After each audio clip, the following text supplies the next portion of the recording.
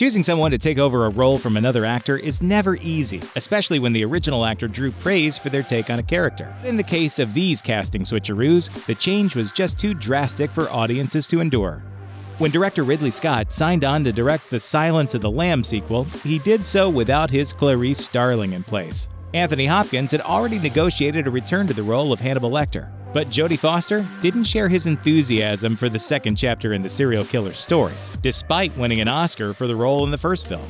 She later told Total Film, "The official reason I didn't do Hannibal is I was doing another movie, Flora Plum. So I get to say, in a nice, dignified way, that I wasn't available when that movie was being shot. But Clarice meant so much to Lamb's director Jonathan Demme and I, there was no way that either of us could really trample on her." Now that's really interesting, Clarice. I'm really pressed for time.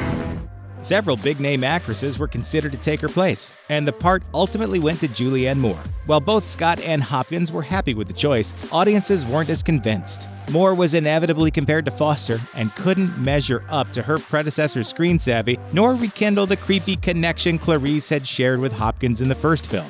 Jodie Foster offered her own diplomatic but shady take on the film, saying simply, "I saw Hannibal. I won't comment." The Mummy was a surprise smash for Universal, posting global receipts of $415 million and landing on the top 10 highest-grossing films in 1999. It launched Brendan Fraser's career as a Hollywood action hero and introduced the world to a stunning new leading lady in Rachel Weisz. The pair made a compelling on-screen couple and reprised their roles in The Mummy Returns, which managed to bring in a nice haul from the box office as well. But by the time the third film came around, Weisz was suffering from some serious mummy fatigue and stepped aside. Weisz was rumored to call the script for The Mummy 3 crap, so the studio turned to Maria Bello to fill in for the role. That should give us a good advantage. Unfortunately for Bello, her turn in the role was criticized for lacking the charm of the original, and the film failed to recoup its production cost in the domestic box office. Why am I laughing? The 90s marked a moment of resurgence for Disney's animated film collection, with films like Beauty and the Beast and The Lion King offering a new generation of children some cartoon movies to sing along to. One of Disney's most beloved films of the era was Aladdin, an Oscar-winning take on the Arabic folktale about the street thief who sheds his rags and won the heart of a princess. Aladdin was packed full of great musical numbers, but the main reason it became such a smash was the input of the late Robin Williams as the genie. It's all part and parcel, the whole genie gig. Phenomenal cosmic powers! The actor confirmed that he wouldn't be lending his voice to the direct-to-video sequel The Return of Jafar, after an alleged row with Disney over its marketing tactics. So the search for a new genie began. Dan Castellaneta, the legendary voice of Homer Simpson, was ultimately chosen to voice the big blue guy, but the Simpsons star just couldn't measure up to Williams' frenetic performance. The quality of the animation didn't help matters, but Castellaneta lacked the unpredictability that Williams brought to the genie, essentially doing a watered-down impression of his predecessor. Dope! There are 5 films based on Tom Clancy's Jack Ryan books, but only one actor has played the protagonist twice. Eyebrows were raised when Alec Baldwin was given the boot after he successfully debuted Ryan on screen in The Hunt for Red October. Baldwin later implied that the studio had gone behind his back and entered into negotiations with Ford to take the role of Ryan. Well, that was a guess, but it seemed logical. Even so, Ford's performance in Patriot Games and Clear and Present Danger became definitive for the character. 8 years later, another actor stepped in to bring a much younger version of Jack Ryan to the big screen. This time, it was Ben Affleck who stepped in for the sum of all fears. His performance in the role was met with disdain, however, and the Jack Ryan franchise never really recovered after that, despite an attempt to reboot it with Chris Pine in the lead role more than a decade later. Following in the footsteps of Linda Hamilton as Sarah Connor in the Terminator franchise was never going to be easy for any actress. Hamilton gave a performance so layered and compelling that even the most talented performers have struggled to do the character justice. The first to give it a shot was Lena Headey, who was cast in the role in the short-lived TV series Terminator: The Sarah Connor Chronicles. Fox canceled the show after 2 seasons, citing its high cost as a reason. But Headey's Game of Thrones colleague Emilia Clarke was willing to give it another go on the silver screen for Terminator Genisys. The film was a box office dud and was heavily criticized for using the old time travel chestnut to rewrite the beginning of the Terminator story to suit the filmmaker's purposes. The main problem wasn't the infuriatingly muddled timeline, though. It was the casting. As much as TV lovers might dig Clarke's portrayal of Daenerys Targaryen in Game of Thrones, the film crowd was decidedly not wowed by her run as Sarah Connor, where her line deliveries packed a lot less punch than the original. Come with me if you want to live. Pass. National Lampoon's Van Wilder isn't going to be preserved in the Library of Congress National Film Registry anytime soon. Yet, for all of its failings, fans of a certain age remember this movie fondly.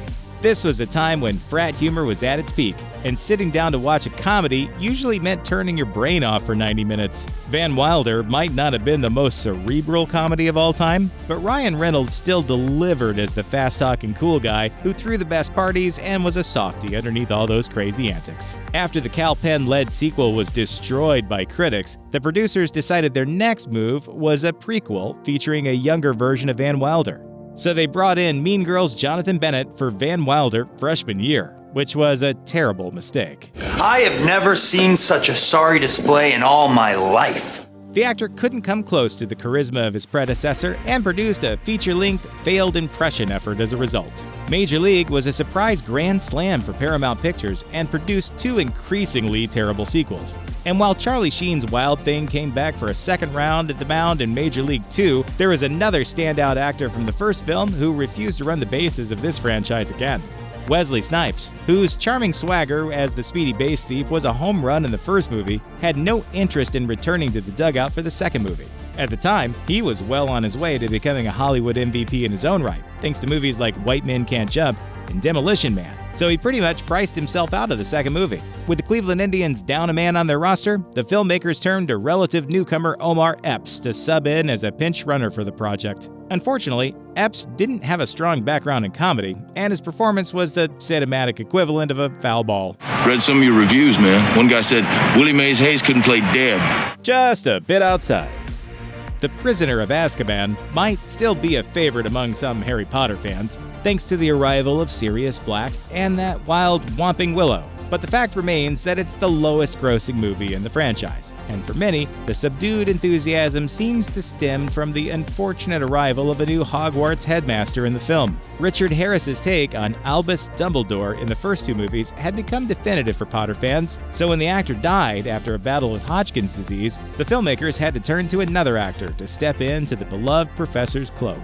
Michael Gambon seemed like a fine choice to conjure up for the franchise, but his performance in his first run as Dumbledore was stunted by the fact that he never read the books. Rather than resuming Harris's spellbindingly calm and wise demeanor, Gambon delivered a much more stern and aggressive version of the character for his first few outings. Harry, you put your name in the goblet of fire. No, sir. You asked one of the oldest students to do it for you? No, sir. You're absolutely sure? Yes. Gambon would later summon up the same sort of chill pill that saved the role from being ruined for children across the globe. But these moments of mismatching between the beloved book character and the screen interpretation still cost the movies many house points in the eyes of the true Potter fanatics.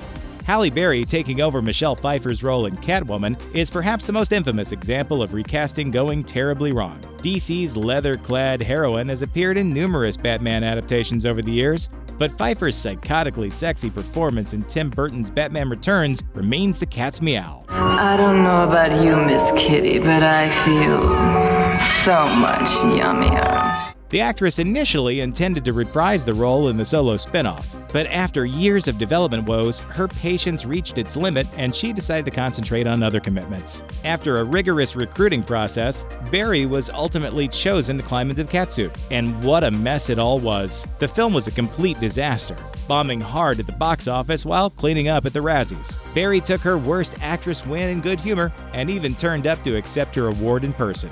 Another error in judgment from the Batman universe occurred when Michael Keaton handed over the keys for Wayne Manor to Val Kilmer. Keaton had portrayed the role in 1989's Batman and its sequel Batman Returns, but he refused to reprise the role in a third film after reading the screenplay. When pressed for details, Keaton later said that the script he was shown sucked, and that it was just awful, pointing the blame for his departure squarely at the writers. Val Kilmer clearly didn't share Keaton's opinion. The Tombstone star accepted the role and went into the film knowing he'd have to contend with a wide cast of wacky villains, as well as a new director. Joel Schumacher ultimately shouldered a lot of the blame for the badness of Batman Forever, though his leading man didn't escape criticism.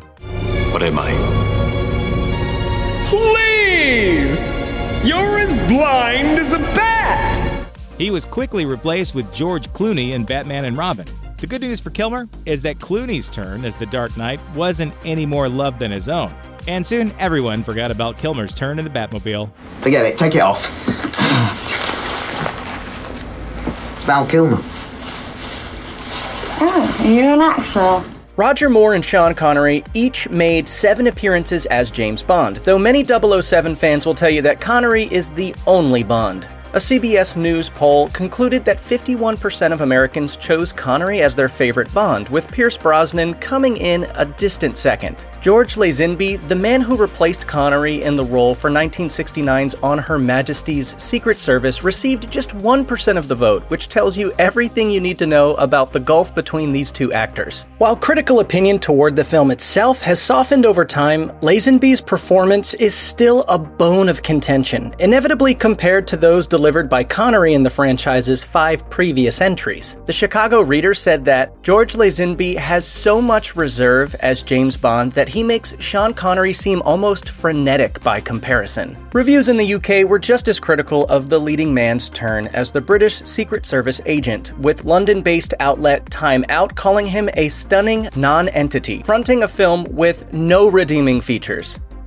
1981's The Clash of the Titans attempted to give Greek mythology the Star Wars treatment, taking the story of Perseus and turning it into a sprawling epic. Director Desmond Davis went with Harry Hamlin in the role of Perseus, a son of Zeus, who in legend beheads the Gorgon Medusa in order to save his beloved Princess Andromeda from a giant kraken. Hamlin remains active in the industry, though he's still arguably best remembered for his turn as Perseus. The same cannot be said for Sam Worthington, best known as the star of James Cameron's budding Avatar franchise. Director Louis Leterrier entrusted the Australian with the lead role in his 2010 remake, though his choice was called into question when the negative reviews started to pour in. Worthington's earned his share of acclaim over the years, but the Titans remake is one release he most likely wouldn't mind leaving off his resume. Quick Flix' Simon Murado questioned how Worthington had ever managed to become a Hollywood actor after watching his performance as Perseus, in which he does nothing but glare. His battle speeches are neither rousing nor particularly intelligible. Despite its name, 1984's Friday the 13th Part 4, The Final Chapter, was far from the last installment in this long-running horror franchise. In fact, 8 more films have been made since the so-called Final Chapter, though the one that directly followed it marked a major drop-off in quality.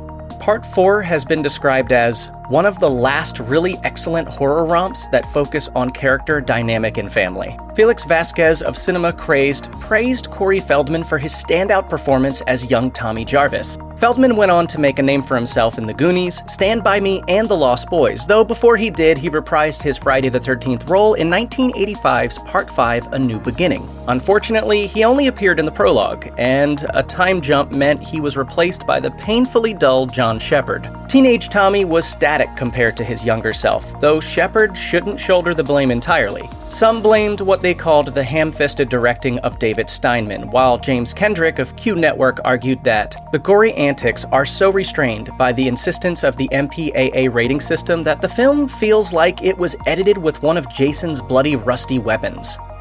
Veteran film critic Mark Kermode summed up 2015's The Transporter Refueled with a single question. What exactly is the point of a Transporter movie without Jason Statham? When it was revealed that Ed Skrein was to replace Statham as Special Forces op turned private driver Frank Martin in the 4th Transporter film, questions were raised about the former's ability to carry the franchise forward. Though the Transporter films didn't exactly change the action movie landscape, they benefited from Statham's presence, athletic prowess, and combat skills. His replacement lacked that experience, and it showed. Skrein began taking classes in various martial arts disciplines as he prepared for both The Transporter Refueled and his role as Ajax in Deadpool, but even he acknowledged that he was way behind many of his peers in that department. He told the BBC, "I'm very respectful and realize I'm not going to be able to do things meant for 10 or 20 years of training." The action in The Transporter Refueled was ultimately limited by the new star's fledgling abilities. Ed Skrein's one and only outing as Frank Martin was a commercial and critical flop that left the Luc Besson-produced franchise dead in the water.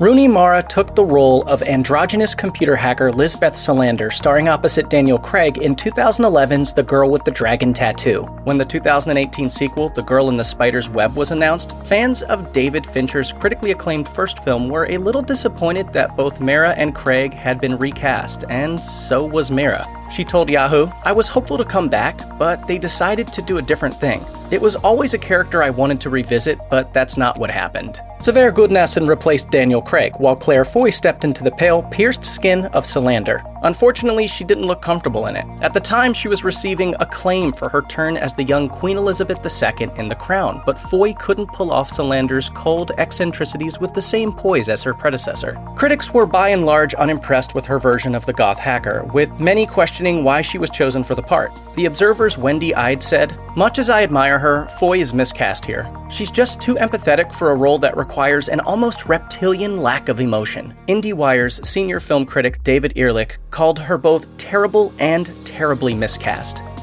The first RoboCop stars Peter Weller as the titular cyborg. He roams a dystopian, crime-ridden version of Detroit, mercilessly dealing with lawbreakers. Weller reprised the role in RoboCop 2, but turned down the chance to play him again in a third movie. Producers needed a replacement, and their hearts were apparently set on a little-known actor named Robert John Burke. In a 2015 interview, Burke said, "In God's great earth, they thought I was the only actor who could do it. I don't know why. I think physically I poked like Peter Weller, and I had also had extensive karate training, pantomime training, and body training, and I fit the suit." Unsurprisingly, handing the lead role over to the relatively inexperienced Burke just because he kind of resembled Weller didn't work out very well. He may have looked like him in the suit, but as the New York Times said in its review of the box office bomb, Burke is lacking his forerunner's tongue-in-cheek glint of authoritarian machismo. "You have the right to an attorney?" What is it?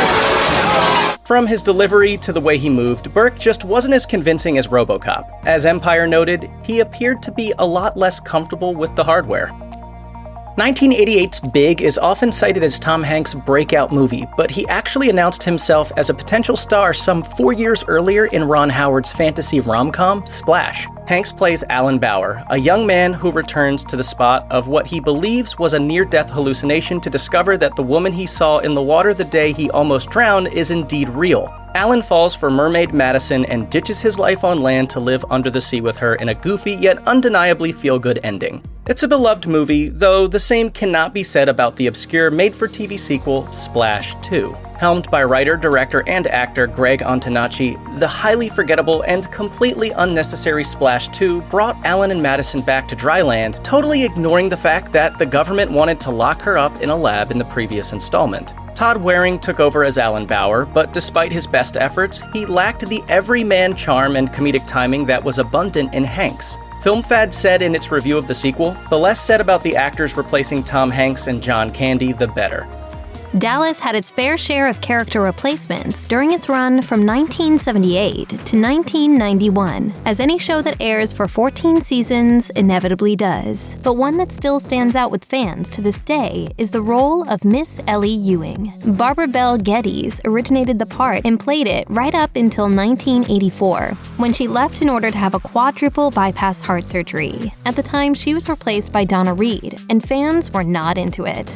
In fact, fans were so not into it that 6 months later, when Bel Geddes had recovered, she was asked back onto the show. Reed didn't go down without a fight, though. She tried to sue and halt production. In the end, the judge didn't agree with her, and the series carried on.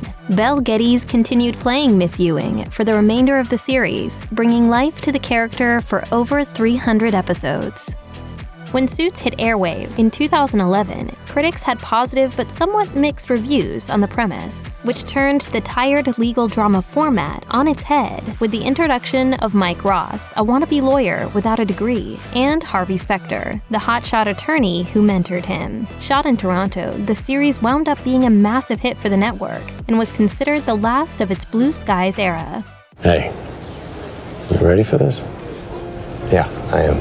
However, that all ended in 2017, when Patrick J. Adams and Meghan Markle, who played Mike Ross and his love interest, Rachel Zane, respectively, announced they were leaving the show after 7 seasons. At that point, another original series star, Gina Torres, also exited, leaving the cast down 3 members. As a result, the show brought on Dule Hill and Katherine Heigl, while upping Amanda Schull from recurring to full-time status in Season 8. However, the new mix of characters didn't resonate as well as the old-school ones, and the show wrapped for good in Season 9.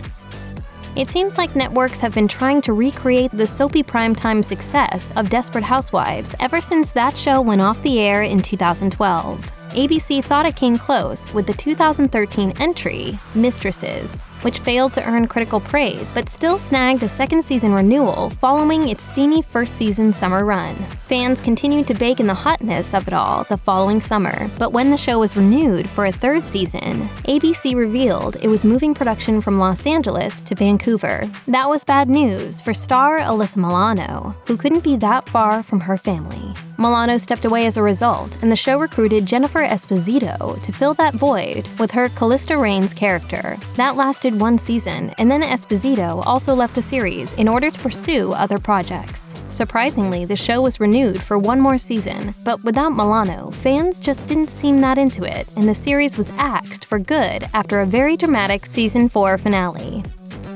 It's no secret that Julie Benz did not want to exit Dexter. After she was killed off in the show's 4th season, she admitted to reporters that she, quote, bawled and said it was the worst thing to ever happen to her in her career. It seems as though fans felt the same way. While the decision was purely a creative one, the salt in the wound for passionate viewers came in Season 5, when Julia Stiles was cast as Lumen Pierce, a new love interest for Dexter. The character lasted the entire season and finally exited ahead of Season 6. For many, it was a turning point, especially as they watched the show go on to cast other guest stars, like Colin Hanks and Yvonne Strahovski, to fill the void. Then, writers eventually went so far as to almost pair Dexter up with his adoptive sister, Deb.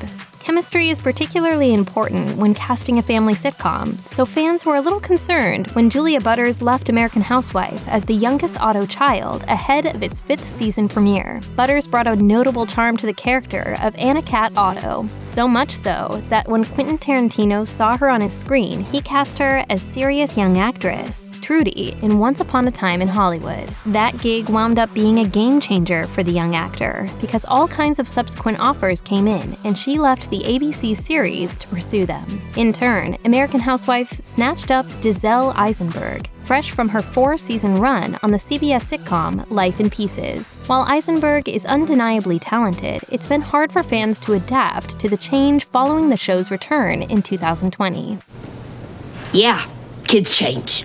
It's no secret that the children on Tim Allen's Last Man Standing changed pretty drastically over the show's run. Amanda Fuller joined the project in Season 2 as Kristen Baxter, replacing Alexandra Krosny, who originated the role. Then there's the fact that 4 different actors have played the part of Kristen's son, Boyd, as the character has aged over the years. But it was Molly Ephraim's exit from the series following Season 6 that really threw Last Man Standing fans for a loop. As middle child Mandy, Ephraim had her share of meaty storylines that made her a show fixture. But when ABC canceled Last Man Standing in 2017 and Fox revived it for a 7th season run, Ephraim didn't go with it. She'd signed up for new projects and was unable to return. Molly McCook was cast in her place. And although the series lasted 3 seasons on Fox before its cancellation in 2021, the character was just never the same. Now, this is a story all about how the casting on Fresh Prince got turned upside down. Fans everywhere are familiar with the behind-the-scenes strife that went down between Will Smith and original Aunt Viv actress Janet Hubert, who played the role for 3 notable seasons before refusing to renew her contract under what she considered to be a bad deal. As a result, she exited the show, and she was replaced by Daphne Maxwell Reid, an actor who was originally considered for the role but refused to audition because a TV show starring a young rapper didn't sound like her thing. There are a lot of sick, demented perverts out there. Greetings, all. Although The Fresh Prince of Bel-Air went on for 3 more seasons with the new Aunt Viv, there was no replacing Hubert's comedic timing. Later, when Smith got the gang back together for the 2020 reunion, he and Hubert sat down for the first time to finally iron things out. The result was the two Aunt Vivs meeting for the very first time, as many fans wondered what the show could have been had Hubert stayed on after all. When the 6th season of this comedy kicked off in 1969, viewers were left twitching harder than Samantha and her magical nose when Emmy nominee Dick York was suddenly gone as Darren Stevens. In his place was Dick Sargent, and fan speculation as to what happened kicked into overdrive. As it turned out, York had previously injured his back pretty badly while shooting a movie, and the pain led him down a dark path of prescription pills. Eventually, he realized he had to leave the show, and his career never really recovered. As for Sargent, he stayed in the role until the series finale in 1972. Many fans felt the series wasn't the same though, and it's worth noting that although Sargent won a Most Irreplaceable Replacement TV Land Award in 2006, he was never nominated for an Emmy Award like his predecessor.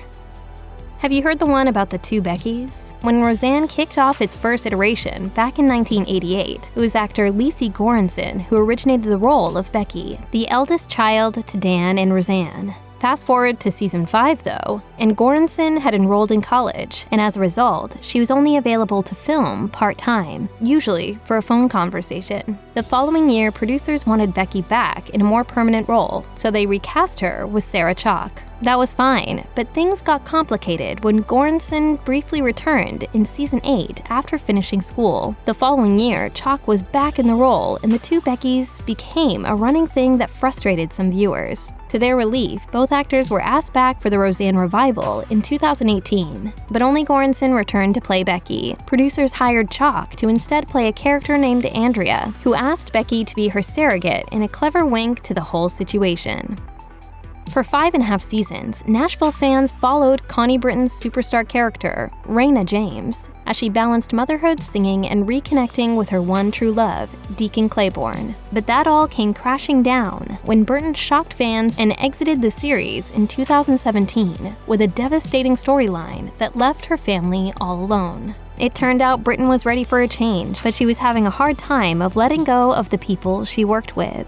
So when CMT revived Nashville for a 5th season after ABC axed it at the end of its run in 2016, Britton decided it was finally time to move on. After the fictional singer's death, there were plenty of other characters to root for, and the show may have ultimately survived. But then the writers introduced Caitlin Doubleday as Jessie Kane, a new love interest for Deacon, and loyal fans were definitely not happy. The series took a bit of a dive, and season 6 ultimately wound up being the last.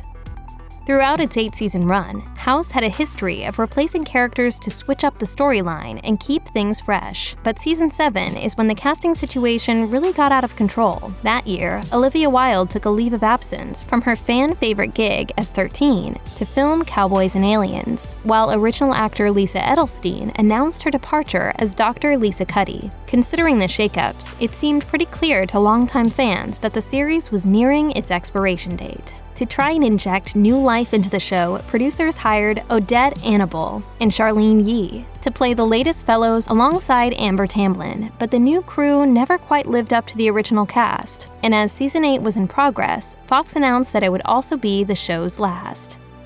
Today, Beverly Hills 90210 is also known as TV's most famous zip code, but before the show earned that status, its original cast had to win over primetime fans with its older actors and soapy storylines. Enter Jason Priestley and Shannon Doherty as the famous Walsh twins, Brandon and Brenda. From the start, fans were into their chemistry with the show's other original cast members. But behind the scenes, it was a different story. Reports of on-set tension between Doherty and the rest of the cast, specifically Jenny Garth, surfaced, and in 1994, Doherty was axed from the show for good. That year, she was replaced by Tiffany Thiessen, who had her own fan base from her days as Kelly on Saved by the Bell. But not all fans were into the new character, Valerie Malone, a family friend of the Walshes. It was clear Val was meant to replace Brenda, but Saved by the Bell fans weren't sure how to receive this new adult version of the actor. Meanwhile, the character had her moments, but she was no Brenda, and the tone of the series changed with her casting. She stayed on for most of the rest of the series, but to this day, you can ask any 90210 fan which character they relate to most, and you probably won't find many Valerie stans out there. Steve Carell was a well-known comic force from The Daily Show and Anchorman before he got his biggest break with the small-screen comedy series The Office. The show was an American adaptation of the Ricky Gervais BBC sitcom of the same name and became wildly popular with audiences. Carell's film career started to take off shortly thereafter, with starring roles in movies like The 40-Year-Old Virgin, Little Miss Sunshine, and Crazy Stupid Love, elevating him to household name status. So, in 2013, when Carell's contract with The Office was up, he opted to walk away from the series, even though it was still a critical and ratings hit for NBC. The awkward, lovelorn Michael Scott finally found love with HR director Holly, and they moved away to Colorado. But Dunder Mifflin still needed a boss, and that came in the form of oily, unsettling Robert California, CEO of its parent company, Sabre. Well, I will not be blackmailed by some ineffectual, privileged, effete, soft debutante. And it was all downhill from there. The show's critical favor and viewership numbers took a nosedive, and the series finally came to a close after 2 Carell-free seasons. For its first 6 seasons, The X-Files was a huge hit for Fox and made its on-screen pair of paranormal investigators international stars. But prior to the start of the series' 7th season, David Duchovny sued the network, claiming that it had sold rights to reruns of the show at a discount to its own affiliates and cheated the stars out of profits. While the lawsuit was eventually settled, it was filed right when Duchovny was negotiating working on future seasons of the show, and neither he nor Fox were keen to continue working together. So, a deal was reached. Duchovny's character, Fox Mulder, would mysteriously disappear at the end of Season 7, and would only appear in a handful of episodes in Season 8. But Gillian Anderson's Agent Scully still needed someone to work with in his absence, so producers auditioned dozens of actors and eventually settled on Robert Patrick to come in as FBI agent John Doggett. Another actress was also hired in case Anderson decided to leave the show after her contract ended too. It didn't matter much though, because without Duchovny in his regular role, viewers tuned out. But you saved me. As difficult and as frustrating as it's been sometimes, damn strict rationalism and science have saved me 1,000 times over. This ABC sitcom was forced to reformat after the unexpected death of its star. 8 Simple Rules was built around TV legend John Ritter, who starred as a cranky suburban dad desperately trying to rein in his wild teenage children. Filming had just begun on the 2nd season of the series when Ritter fell ill on the set and sought medical treatment. He died later that day of a heart defect that had never been diagnosed. ABC announced that the show would go on, and it did, with some necessary changes. No longer a show about a cranky dad, it became one about a family trying to pick up the pieces after the death of its patriarch. 2 new stars joined the cast to fill the void left by Ritter, cousin CJ and Grandpa Jim. But without Ritter, the show only lasted another season before being shelved for good. Actor-musician Steve Burns beat out roughly 1,000 other actors in 1996 for the only human role on Blue's Clues, Nickelodeon's interactive animation live-action hybrid show for preschoolers. Burns played the striped-shirted host and owner of the cartoon dog named Blue. He talked directly to the young viewers at home, urging them to help solve each episode's riddle or mystery by yelling things at their screens. In 2002, after about 100 episodes, Burns decided it was time to leave the series. He wanted to take on other roles as well as perform music. Nickelodeon hired actor Donovan Patton to be the new host of Blue's Clues, playing Steve's younger brother, Joe. So as not to traumatize or confuse the show's very young viewers, Steve carefully explained that he was leaving for college and Joe would be looking after Blue. Patton as Joe proved to be the gentle and affable host Blue's Clues needed, but he just couldn't replace someone so closely associated with the role to an army of toddlers. After around 50 episodes with Patton as Joe, Blue's Clues was canceled.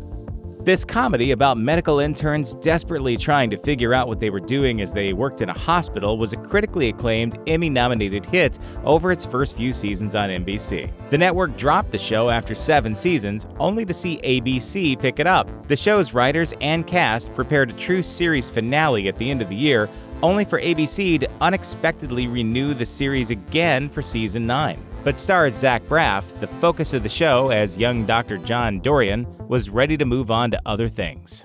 Onward! Eagle! Oh, good God. So the show was retooled and rebooted, no longer taking place at a teaching hospital, but at a medical school. Dr. Cox and Dr. Turk were now teachers instead of active surgeons. I'm just back to teach some classes. Replacing Braff as the center of the show and narrator was Dr. Lucy Bennett, but the big changes were too much to take, and the 9th season of Scrubs was also its last. Michael J. Fox returned to regular series television for the first time since the end of Family Ties with Spin City. On the ABC sitcom, he played Mike Flaherty, a wheeler dealer for a New York City deputy mayor. 2 years later, Fox announced that he had been battling Parkinson's disease and left the show to spend more time raising funds for research on the disease. Replacing him as deputy mayor was a guy named Charlie Crawford, portrayed by Charlie Sheen. With Fox out, the show became more of a romantic comedy surrounding Sheen and Heather Locklear's characters, but viewership tanked shortly after the replacement, so ABC cut the cord on Spin City. I guess you guys aren't ready for that yet. But your kids are gonna love it. Delta Burke had not been happy on the set of Designing Women for years. She even claimed that a producer routinely screamed at cast members and told them they were expendable and criticized Burke when she gained weight. Are you serious?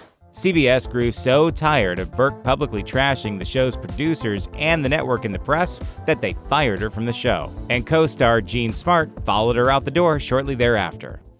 Every time I look over at the sofa, I kind of miss seeing her. That meant that Designing Women had lost half its main cast, but the show was still a ratings draw, so the network brought in some replacements. Now, I know that all of our nerves are a little bit jangly because of the silly old money situation, but you know what we got to do? We got to look for the light.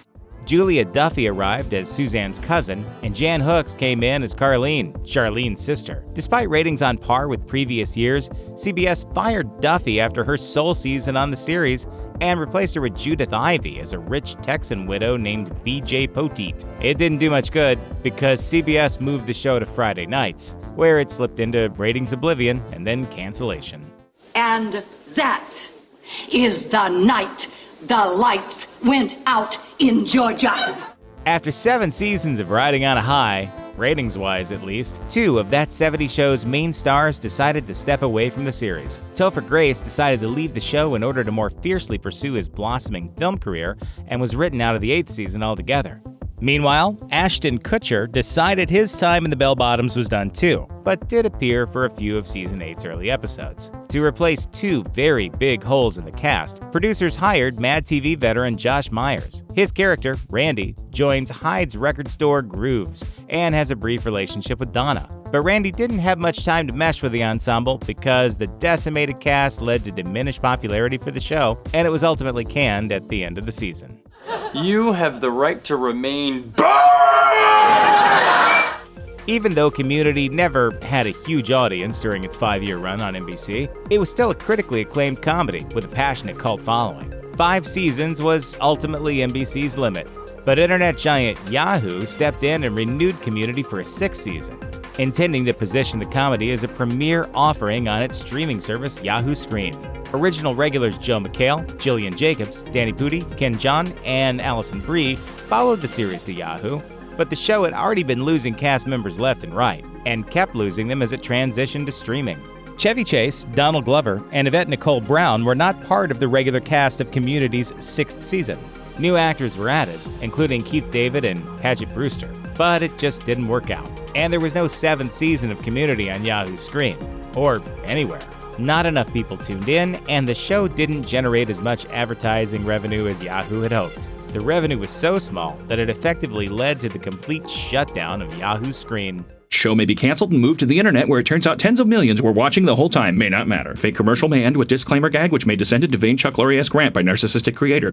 Sleepy Hollow, Fox's supernatural police drama, was always a little bit different than other cop shows. For starters, one of its main characters was Ichabod Crane from Washington Irving's short story The Legend of Sleepy Hollow, who comes back to life in the present day after having died 200 years or so prior. Crane then helps fight supernatural menaces alongside Police Lieutenant Abby Mills. Over 3 seasons, seasons, Sleepy Hollow settled into its role as a quirky police procedural, and then it did the unthinkable. Abby died, and actress Nicole Beharie left the series. Despite a steep loss of viewers from season 1 to season 3, Sleepy Hollow returned for a 4th season without Abby. Ichabod was now partnered with a Homeland Security agent named Diana Thomas. The cast reboots didn't do Sleepy Hollow any favors though. The show fell even further in the ratings and was soon cancelled.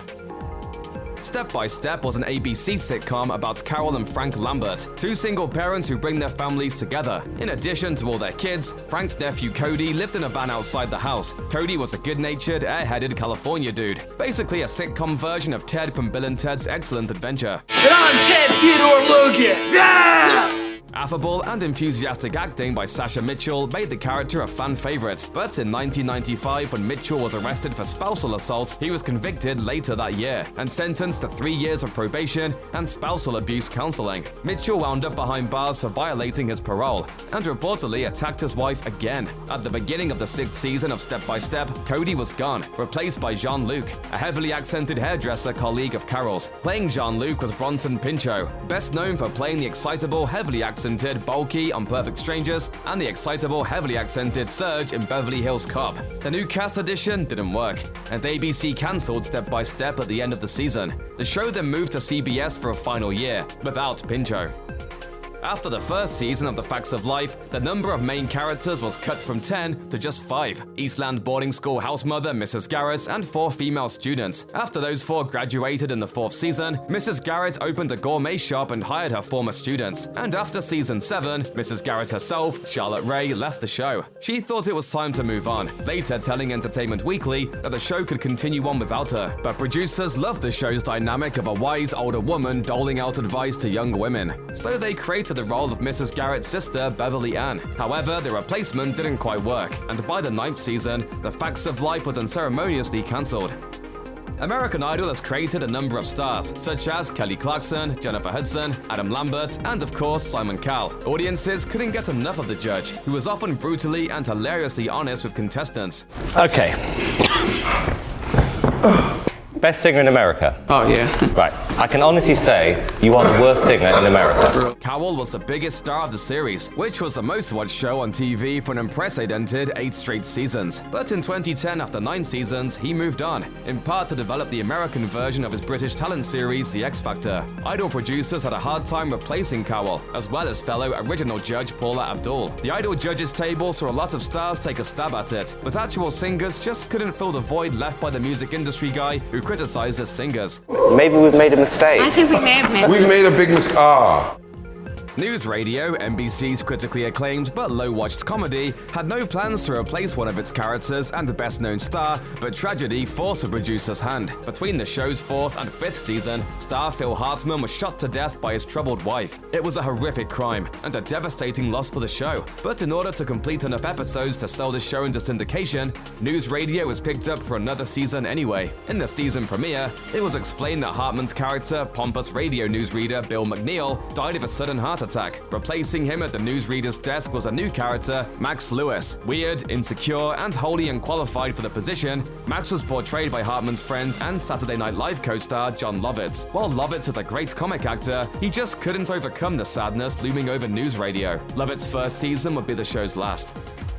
For the Fox television adaptation of Lethal Weapon, Clayne Crawford took over for Mel Gibson as loose cannon Martin Riggs. And if on-set reports published by Variety are any indication, Crawford was even harder to control than his character. In an episode he directed, a special effects explosion went awry, sending a piece of debris at co-star Damon Wayans. When Wayans complained, Crawford referred to his co-star as a crybaby. Another time he reportedly screamed and swore at a group of children who wandered near. On yet another occasion, he reportedly proved so hard to work with that a director walked off the set in the middle of a shoot. In May 2018, after 2 seasons, producers eliminated what they thought was the root cause of the show's problems and fired Crawford. They rushed to find somebody to replace him and quickly hired Sean William Scott to play Wesley Cole, a new partner for Detective Roger Murtaugh. Scott couldn't save the show, however. All that tension didn't totally dissipate, with Wayans announcing that he planned to leave the series in the middle of the season. Fox decided to wash their hands of the whole thing in May 2019 and cancelled Lethal Weapon.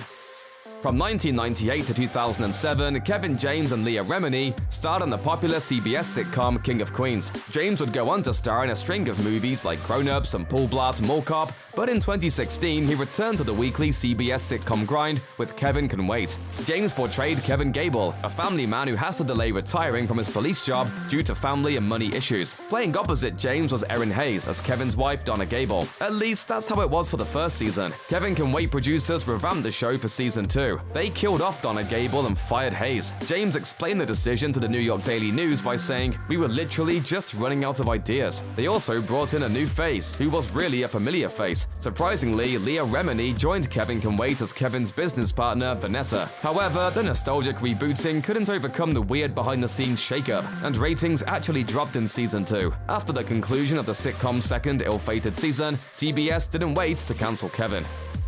An ensemble drama with a culturally diverse cast set in an often surreal rural Alaska, Northern Exposure was radically different from most other shows on television. Rob Morrow starred as Dr. Joel Fleischman, a snobby New York City doctor who heads north to service the tiny town of Sicily. Northern Exposure was a big hit, reaching the top 20 in the ratings and earning 4 straight Emmy nominations for Outstanding Drama Series and winning the prize in 1992. But Fleischman's desire to leave Alaska never faded, and Morrow wanted to bounce too. Halfway through the show's 6th season, Morrow fled Northern Exposure, reportedly to pursue new acting challenges and a movie career. Replacing him was a new physician, Dr. Philip Capra, portrayed by Paul Provenza, a respected stand-up comedian who had little acting experience apart from his work on sitcoms. That inexperience seems to have showed. After just half a season with Provenza at the helm, the network cancelled Northern Exposure.